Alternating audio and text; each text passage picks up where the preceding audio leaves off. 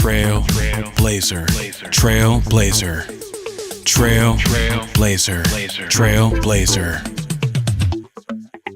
안녕하십니까, 하이테크로입니다. 쉐보레에서 전기차 라인업 확장을 위한 마지막 담금질 중에 있는데요. 그 주인공은 바로 쉐보레 블레이저 전기차입니다. 블레이저, 이코녹스 비슷비슷하게 생겨서 구분하기 어려우시죠? 저희 하이테크로에서 본론만 알기 쉽게 준비해왔으니 끝까지 시청 부탁드리겠습니다. 쉐보레 측에서 블레이저 EV의 외장 디자인을 영상을 통해 공개했습니다. 티저이다 보니 일부 실루엣만 보여주고 실제 공개는 아직입니다. 풀네임은 쉐보레 블레이저 EV SS인데 SS는 바로 슈퍼스포츠의 약자, 쉐보레 브랜드의 고성능 차량에 붙는 명칭입니다. 약간 BMW의 M 시리즈 그리고 벤츠의 AMG와도 같은 라인입니다. 기아의 EV6 GT처럼 블레이저도 최상급을 제일 우선 공개한 것으로 보입니다. 이미 실제 테스트카는 유출된 상태입니다. 실루엣과 크기, 디자인 같은 첫인상을 확인할 수 있었는데 전기차 플랫폼답게 상당히 긴 휠베이스가 눈에 띕니다. 현대도 폭스바겐도 각각 전기차 전용 플랫폼을 만들어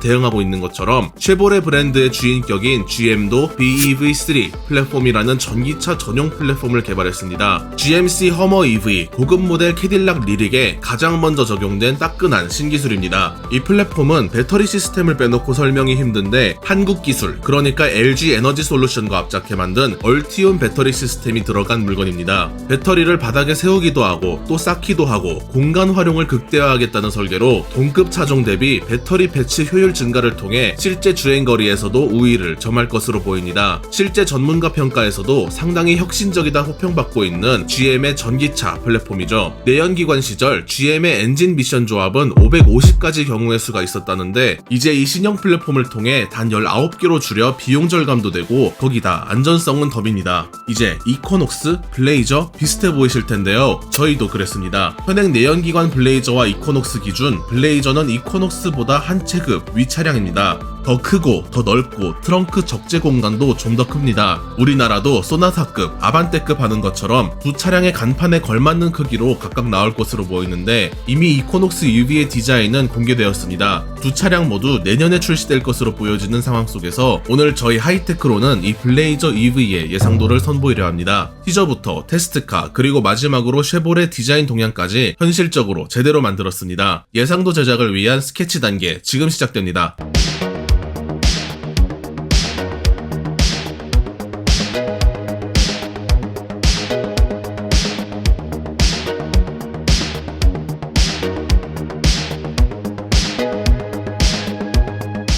이렇게 완성된 쉐보레 블레이저 EV SS의 모습 함께 보시겠습니다.